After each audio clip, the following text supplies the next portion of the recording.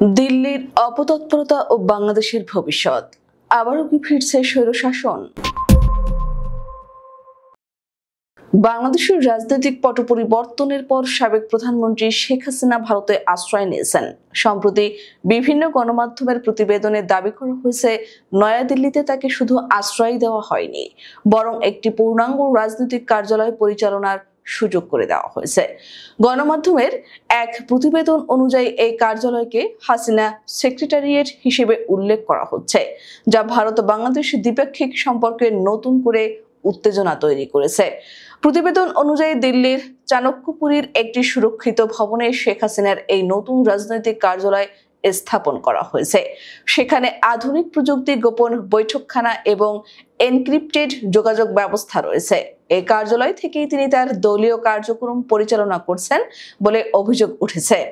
সম্প্রতি এই কার্যালয় ওবায়দুল কাদের, আসাদুজ্জামান খান কামাল, জাহাঙ্গীর কবির নানক, মোফাজ্জল হোসেন চৌধুরী মায়া এবং সুজিত রায় নন্দীর মতো আওয়ামী লীগের শীর্ষ নেতাদের সঙ্গে শেখ হাসিনার গোপন বৈঠকের খবর প্রকাশিত হয়েছে।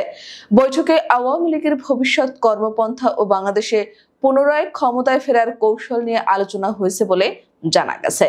ভারতের প্রভাবশালী গোয়েন্দা সংস্থা রিসার্চ অ্যান্ড অ্যানালাইসিস উইং এর এই পুরো প্রক্রিয়ায় সরাসরি যুক্ত রয়েছে বলে অভিযোগ করা হয়েছে, যার মূল লক্ষ্য বাংলাদেশে আওয়ামী লীগকে পুনর্বাসন করা।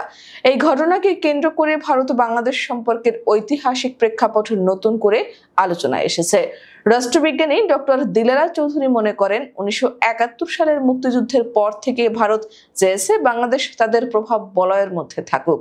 পানি বন্টন থেকে শুরু করে বাণিজ্যিক ও সামরিক চুক্তি সহ বিভিন্ন বিষয়ে ভারত নিজেদের স্বার্থ নিশ্চিত করতে চেয়েছে। শেখ হাসিনার শাসনামলে এই প্রভাব আরো শক্তিশালী হয়। বিশ্লেষকদের মতে বাংলাদেশ 5 আগস্টের পরিবর্তনের ঘটনা ভারতের দীর্ঘদিনের পরিকল্পনাকে ব্যাহত করেছে, যা তারা সহজে মেনে নিতে পারছে না। ভারতের এই পদক্ষেপকে বাংলাদেশের অভ্যন্তরীণ রাজনীতিতে সরাসরি হস্তক্ষেপ এবং দেশের সার্বভৌমত্বের উপর আঘাত হিসেবে দেখছে বিভিন্ন রাজনৈতিক দল। বিএনপি থেকে শুরু করে নতুন গঠিত এনসিপি পর্যন্ত সবাই এর তীব্র নিন্দা জানিয়েছে। তাদের মতে ভারত যেভাবে একজন ক্ষমতাচ্যুত নেতাকে রাজনৈতিক কর্মকাণ্ড পরিচালনার সুযোগ করে দিচ্ছে, তা একটি স্বাধীন দেশের জন্য চরম অবমাননাকর।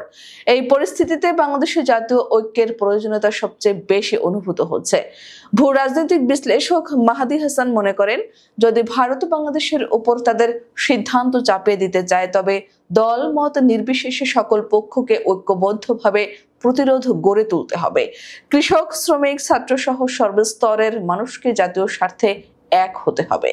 বর্তমানে বাংলাদেশের ভবিষ্যৎ এক অনিশ্চিত পথে দাঁড়িয়ে আছে। দেশের ভাগ্য কি এখন দিল্লি থেকে নিয়ন্ত্রিত হবে, নাকি বাংলাদেশের জনগণই তাদের ভবিষ্যৎ নির্ধারণ করবে?